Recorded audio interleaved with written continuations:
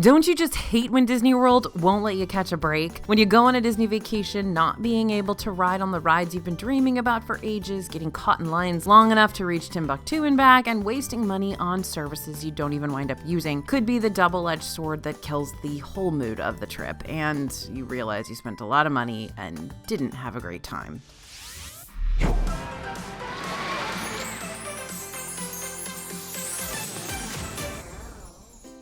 Hey everybody, it's AJ for Disney Food Blog. There are going to be times on your Disney World vacation when you might find yourself in a bit of a pickle, and those sour situations can sneak up on you if you're not careful. By the way, they sneak up on me all the time. So today we're going to tackle these lose-lose situations to help you better prepare and face them head on so you can find a way to make them winning situations instead. That's our job here at DFB Guide. Get ourselves into all the horrible situations we possibly can in Disney World so that we can help you get out of them in the future. Okay, our first lose-lose situation, we're going to talk about Disney Genie. Now, Disney Genie is the latest My Disney Experience edition that helps you maximize your time in the parks. Though many parts of this planning service are free for you to use, the part that lets you access lightning lanes, aka the much shorter queue lines, which allow you to bypass the main lines for over 40 attractions in Disney World, will cost you $15 per person per day. Now, in some cases, people love this option and feel like it's well worth the money spent, but let's say you're hitting up a park later in the day, like, 4 p.m., sometime after lunch for sure. And because you're going to have such limited time in that park, it might seem like a good idea to purchase Disney Genie Plus and avoid the ride lines. But that's not really how this system works. If you're familiar with Disneyland's former Max Pass service, there are a lot of similarities between that and Genie Plus. For starters, you can only make one ride selection at a time, and much like Max Pass and Disney World's former Fast Pass service, which also lets you bypass queue lines, these queue jumping services have a tendency to book up quickly. So if you're in Magic Kingdom and you don't start booking Genie plus Lightning lanes until the afternoon, there's a high possibility all the more popular rides will already be booked solid for the day, leaving you with options that honestly you could have probably just walked on with no $15 per person payment. Not to mention there isn't a discount for if you want to pay for Genie Plus later in the day, meaning you'll wind up paying full price for very limited options and a limited amount of time. So what do you do now? Well, if you're planning on using Disney Genie Plus, you've got to start booking those rides at 7 a.m. sharp, even if you don't plan on arriving at the parks until a bit later on. That way, you still have plenty of attraction options still available that you can book around the time frame you plan on arriving. And don't forget about the 120-minute rule. If you book your first Genie Plus choice in the morning for later in the day, then you can make a second Genie Plus Lightning Lane choice once 120 minutes have passed, even if you haven't used your first reservation yet. But remember, if you make your first Genie Plus selection before the park opens, that 120-minute rule isn't going to work until the park opens at 9 a.m. That's when the 120-minute timer starts ticking down, so you'll be able to make another resi around 11 a.m. I know, it's a little overwhelming at first, but we've got a lot of Disney Genie Plus videos on our YouTube channel, plus a bunch of articles on the DFB website, and those should really help straighten things out for you. I'll link a few in the description below, including the free Disney Genie printable that you can take with you and study up on before your big Disney vacation.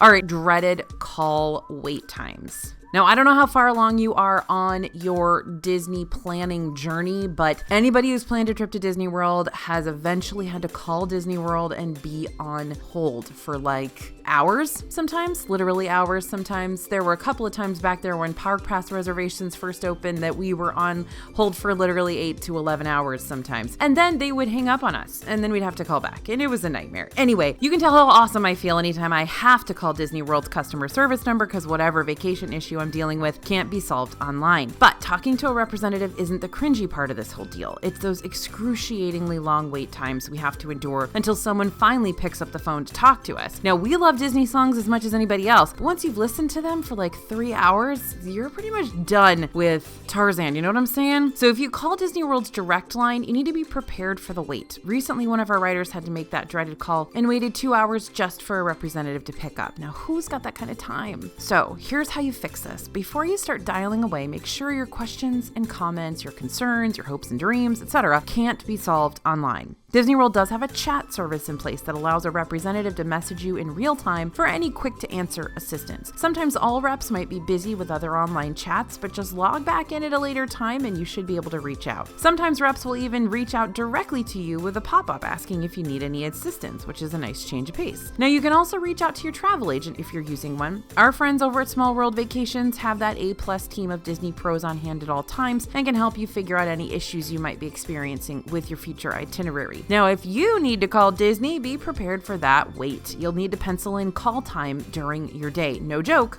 When I need to call Disney World, I stick my earbuds in, put on a movie, and walk on my treadmill and just assume I'm at least getting some steps in while I wait. But you can potentially cut down on your wait depending on which Disney World number you call. This is the important stuff. This is why you watch our videos. Disney World's general number that's going to cover all things related to your trip is 407-939-5277. But that's not Disney's only number. Disney also has phone numbers for more specific things like hotel reservations, tickets, tours and recreation, group reservations, VIP tours, and other important direct connections. Being able to cut to the chase and reach out through a number that deals with your direct questions can possibly save you time and prevent you from having to be transferred to an extension number later on, which you will then have to wait on hold for. So we've got a full list of those numbers on our website, which I'll link down in the description below for you. Be sure to look at that before you call Disney.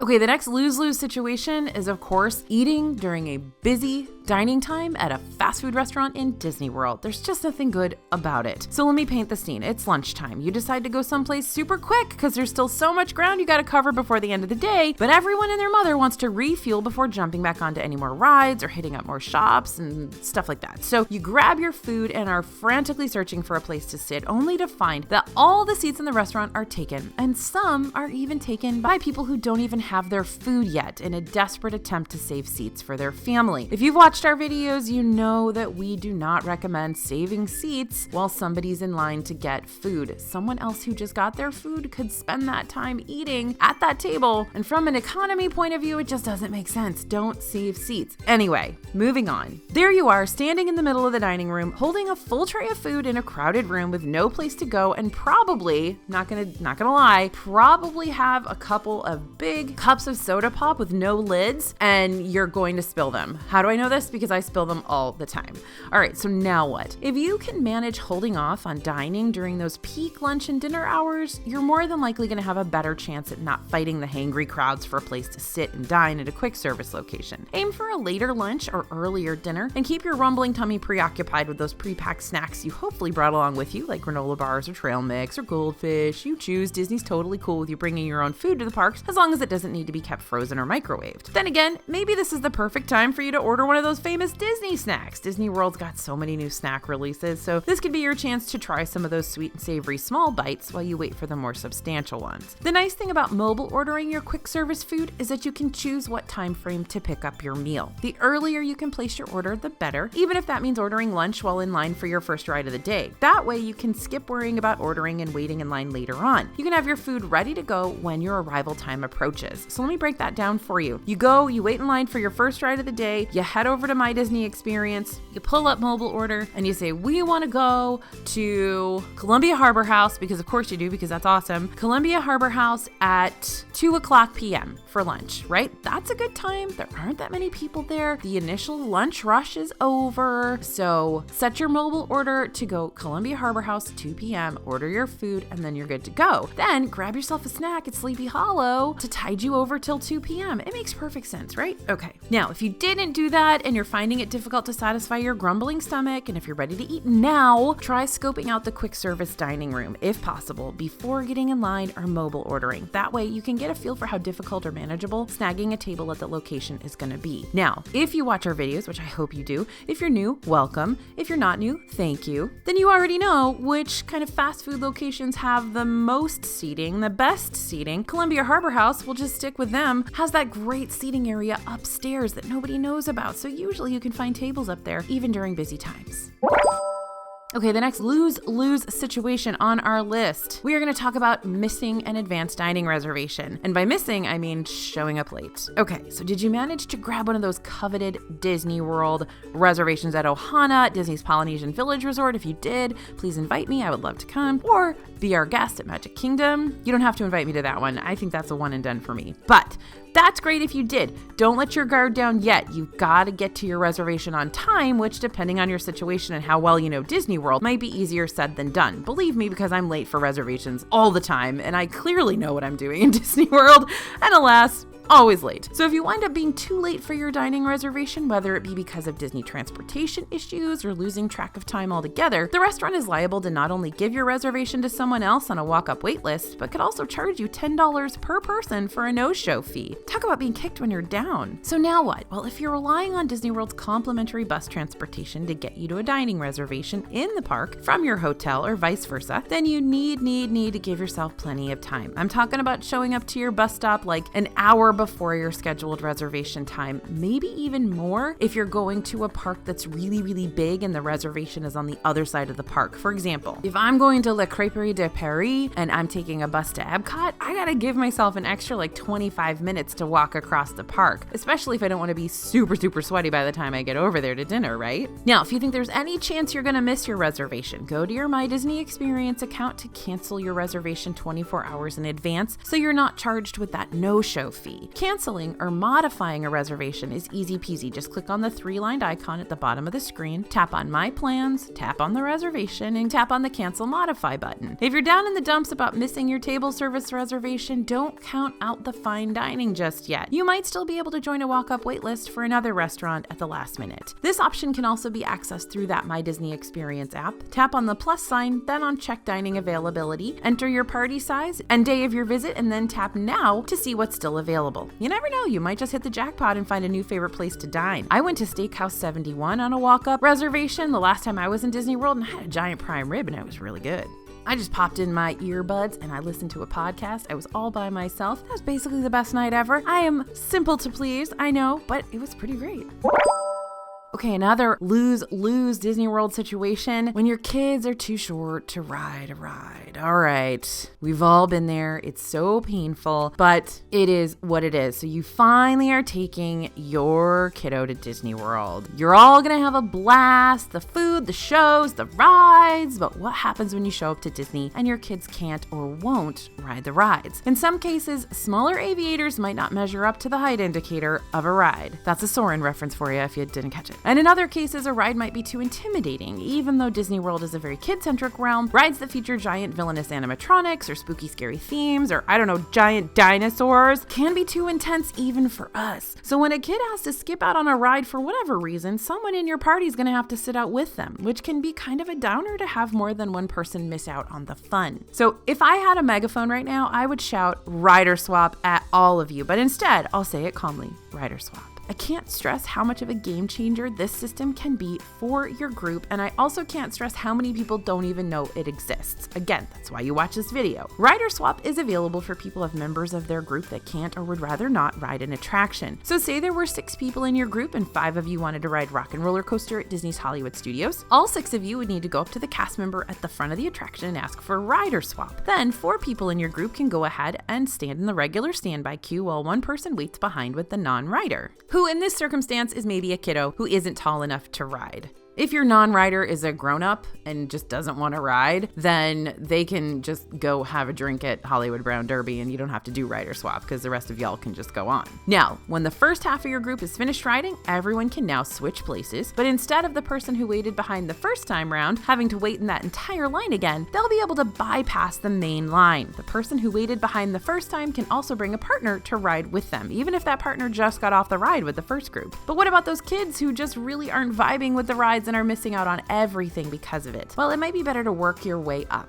Start with something tame, like an aerial carousel like Dumbo the Flying Elephant or the magic carpets of Aladdin in Magic Kingdom. That way they can dip their toe in the proverbial pool of rides instead of diving headfirst and getting overwhelmed off the bat, like I did with my kid in Disneyland when he rode Big Thunder Mountain Railroad. We didn't realize there was a bunch of dynamite at the end because we hadn't ridden it in a long time, and he said, "Mommy, I don't want to go on the fire ride anymore," and basically didn't ride anything for another 4 years after that. So don't be like me.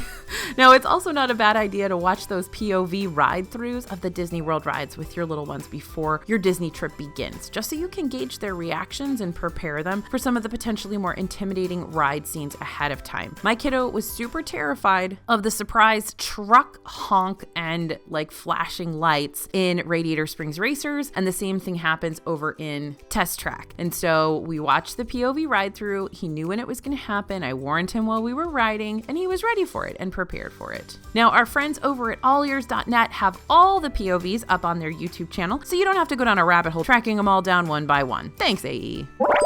All right, next, lose, no-win situation. Getting stuck in the keep it moving line when you're trying to find a place to watch Disney Enchantment. Now, this is pretty specific, but it can be a trip destroyer. So this is from Bria specifically. She wants you to know last time she went to Magic Kingdom with her friends, she wanted to show off her impressive knowledge of the parks. But as she was doing that, she lost track of time and realized that if they don't head over to Main Street USA in the next 5 minutes, they're going to miss Disney Enchantment altogether, which of course is the fireworks show. So they got over to Cinderella Castle and were immediately swept into the loop of keep moving forward, clear the way cast members who sent them into a line that swept around the viewing area and almost to the park exit. And even when they broke away, there was literally no place to stand that wouldn't be blocking other guests' pathways, which is a major no-no. So the story of how she majorly humbled herself in front of her friends ends in a big takeaway that can help you.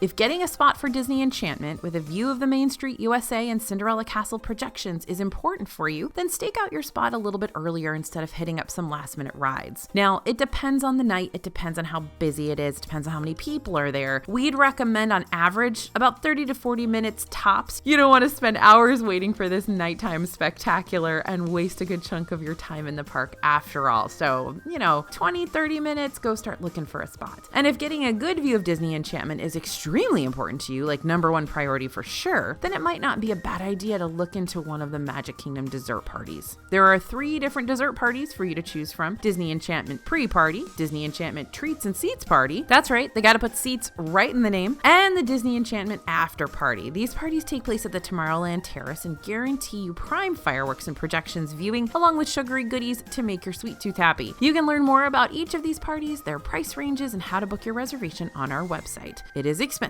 just a heads up. If the projections really aren't a big deal to you and you'd be perfectly content with seeing the fireworks in all their bright, sparkly glory, consider watching the show from behind the castle. You'll still get a good view of the spectacle, minus all the crowds. Or if you're staying at one of the monorail resorts like Disney's Polynesian Village or Grand Floridian Resort and Spa, you'll have a clear view of the fireworks from the beach sides. The resorts will even pipe the music throughout the surrounding area for you. And then, of course, there's always the fireworks dining locations at these resorts too, like Ohana at Polynesian Village and California Grill at Contemporary Resort. Now, at California Grill, you'll be able to watch the fireworks from the restaurant's private balcony or from your seat, depending on if you're super close to the windows or not. Although Ohana doesn't have a private balcony like California Grill does, you can still get a nice view of the fireworks if you request a fireworks view seat ahead of time, and if you get one, they're not guaranteed. Both of these restaurants require advanced dining reservations, so make sure to get on the Disney World website and book them 60 days before your trip kicks off. And do that ASAP, these reservations get snatched up fast. Okay, one last suggestion for this section. We're not done with the video yet, stick around. If you want to check out the fireworks from a whole new perspective and don't mind paying the $399 fee to do so, you can book a 25-foot pontoon for a fireworks cruise. Fireworks cruises launch on Bay Lake and Seven Seas Lagoon from several resort marinas, including the Contemporary Resort, the Polynesian Village Resort, and the Grand Floridian Resort. Wilderness Lodge and Fort Wilderness Campgrounds, they've got them too. These pontoons can hold up to 10 guests and come with your own captain, assorted snacks and beverages, and a piped-in Disney Enchantment soundtrack.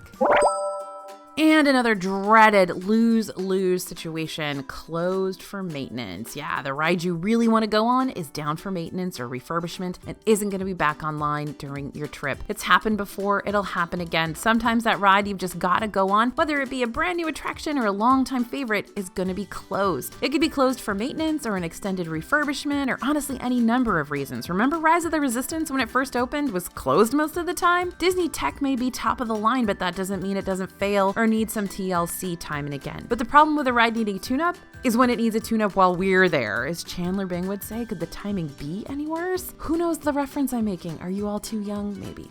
Okay, so now what? Always check the Disney World website before your trip to make sure no routine refurbishments are scheduled for your most anticipated ride during your visit. Any construction updates or notices should be listed at the top of an attractions page in orange text. You can also keep up to date with any changes and announcements through our DFB newsletter. That's right, we can tell you directly if something's going to be out of commission or not. We write that blog post every single week and we put it in our newsletter for you. And that'll keep you informed about policy changes, price updates, restaurant reviews, and whatever else you're looking to learn about the Disney parks. perks. I'll put our newsletter sign-up link in the description so you can drop us your email after this video wraps up. It's totally free and you get all the news right in your inbox. Now, as a general rule of thumb, avoid putting all your eggs in one proverbial basket. If all your expectations for your park day are on the shoulders of one single ride, and if something happens to said ride, you might wind up ruining the rest of your day. So, need to learn about some more rides, shows, restaurants, and experiences available at Disney World to get hyped up about? Check out our Disney World 2022 playlist to get a complete look of everything you can anticipate for that upcoming visit. We got restaurant rankings, Disney Genie Plus hacks, ultimate park guides, and Epcot festival tips to assure you have the best time ever, whether one of your favorite rides is down or not.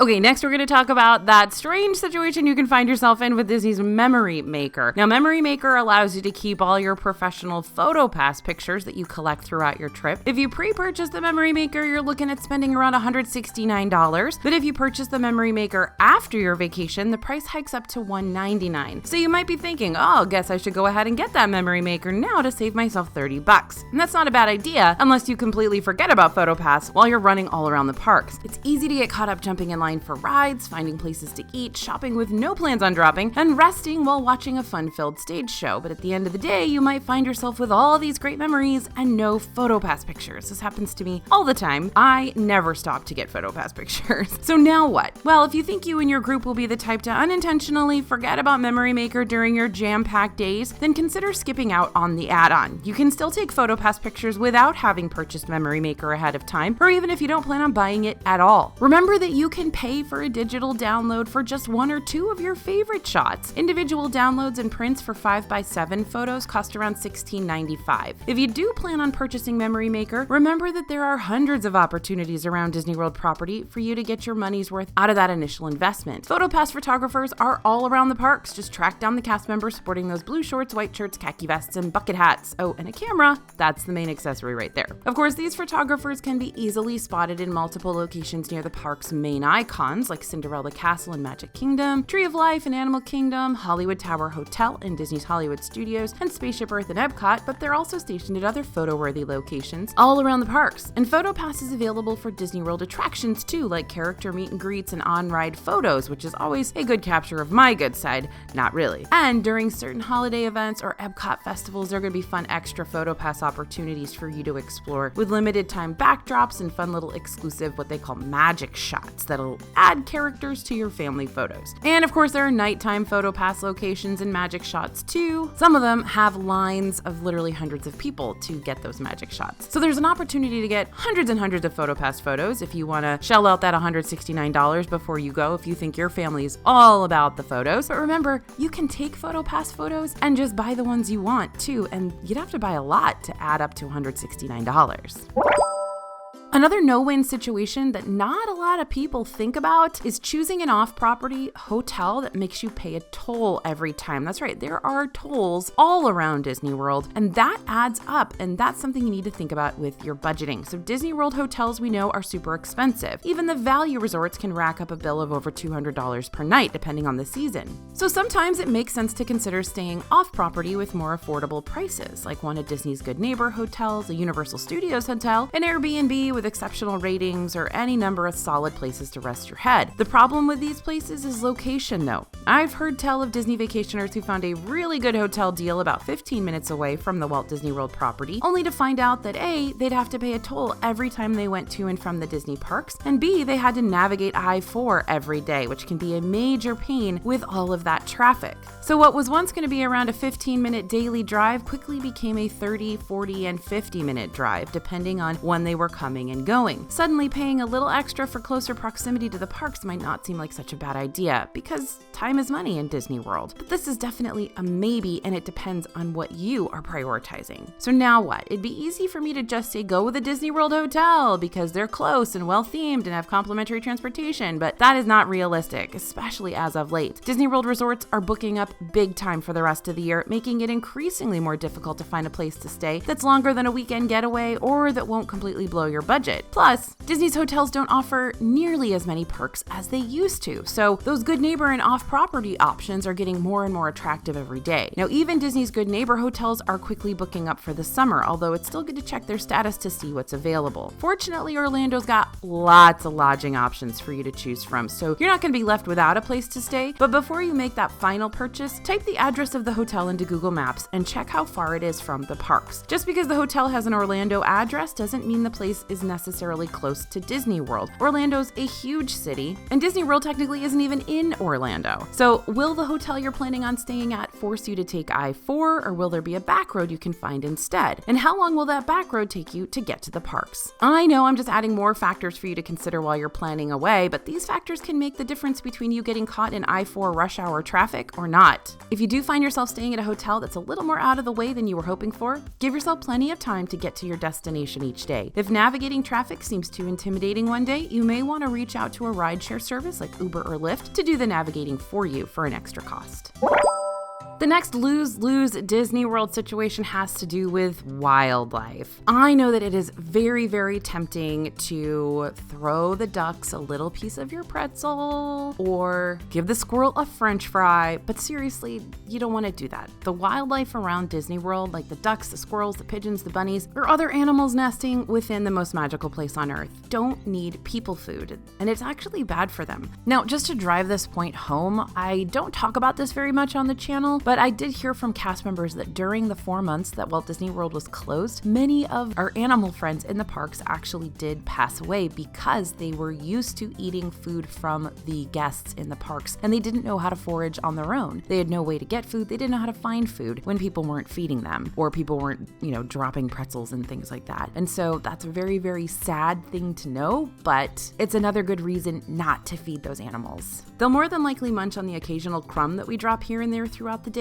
but giving these little guys too much of our food isn't for their tummies. Not to mention, the more you feed them, the more they'll demand to be fed, making these animals very, very aggressive about getting food from guests. And it can be downright scary to have a squirrel or a bird literally trying to pick food off your plate. So here's what you do instead. If a squirrel or chipmunk happens to do a sneak attack and manages to swipe a fry off your table, which has definitely happened to us in the past, no joke, don't panic. You didn't just sign the little guy's death sentence. Just avoid feeding them directly and try to move your food out of the way so they don't try to burgle any more of your precious park snacks. And if you're looking to actually help some animals out, then consider donating to Disney's Conservation Fund. That's a fund that's committed to protecting wildlife around the world and donates to support nonprofit organizations working to save wildlife, inspire actions, and protect the planet. When you make a donation, 100% of it will be matched by the Walt Disney Company and directed to nonprofit organizations through the Conservation Awards process. In the parks, you can make your donation at one of the Disney's Animal Kingdom shops, or at Epcot in the Land, or the Seas with Nemo and Friends side shops. And you'll get a button after your donation as a thank you for your support. It's a good and easy way to sort of start introducing your kids to supporting causes that they think are important. If you want to learn more about animal diets, head over to Rafiki's Planet Watch while you're at Disney's Animal Kingdom and check out the Animal Food Preparation Center located toward the back of the Conservation Building. During demonstrations, an animal nutrition cast member will walk you through the diets and feeding process of their critters on site. And another lose-lose situation has to do with drinking a little bit too much. Now, I know it's your vacation, but let's talk about this for a second. Drinking around the World Showcase at Epcot sounds like a lot of fun, and it is a lot of fun until it's not. I mean, sure, trying a drink in every pavilion is definitely an accomplishment of sorts. You get to try fancy drinks from 11 different countries in one go with your dearest pals, but there are a couple of concerns surrounding this quest, and we're not telling you not to do it. We're just giving you some of our team's sort of personally founded warnings. So concern number one, 11 different countries and expensive drinks at each, you're gonna rack up a big bill. Concern number two, if you're not careful, you're gonna be miserable after it's all said and done, and that yucky blucky feeling could linger throughout the rest of your vacation. So we have 6 different words of wisdom here. I'm gonna go through each real quick. Think of this like the speed round of this video. 1, pace yourself. You don't need to down a margarita in Mexico, then immediately head over to get a Viking coffee in Norway. Linger around the pavilion for a bit, shop a little, ride the Grand Fiesta Tour boat ride, savor your day. 2, drink plenty of water. That's actually a necessity even if you aren't drinking around the world. Stay hydrated. Drink 2 liters before you even get to Epcot. That Orlando sun means business. 3, eat snacks. All drinks and no food makes AJ a hungry gal. Bria was trying to make a Shining reference there. Maybe it got lost in translation. It's okay, it's fine. But seriously, hey, don't just fill up on drinks. You need sustenance throughout the day too. And there's lots of great snacks in Epcot, as you know. 4, consider non-alcoholic drinks too. You can still do this drinking around the world challenge without consuming a fancy cocktail in each pavilion. Maybe you'd rather have a bubble milk tea in the China Pavilion over at the Joy of Tea kiosk, or spot a frozen mint tea in the Morocco Pavilion. There's lots of great mocktails to switch things up. 5, don't be afraid to accept defeat. Your body says no more, listen to it. And 6, try Club Cool as a fun and free alternative. Club Cool has several different beverages for you to try from different countries too, like the Philippines Royal Watermelon, Moldova's Viva Raspberry, or the infamous Beverly Aperitif from Italy. All right, so we have conquered a lot of no-win, lose-lose situations together here. Like I said, that's our job in Disney World, is to get ourselves into these lose-lose situations so we can help you not get into them. But the problem solution advice doesn't stop here. Keep checking back on our DFB website and YouTube channel for a lot more tips and tricks for handling those sticky situations that pop up time and again, and how you can best navigate them before it's too late. Because I promise you, I'm going to Disney World a couple times here in the next couple months, and I will get into difficult situations, and I promise to tell you all about them. Thanks for listening, everyone, and thanks for watching. As always, this is AJ for Disney Food Blog, and we'll see you real soon.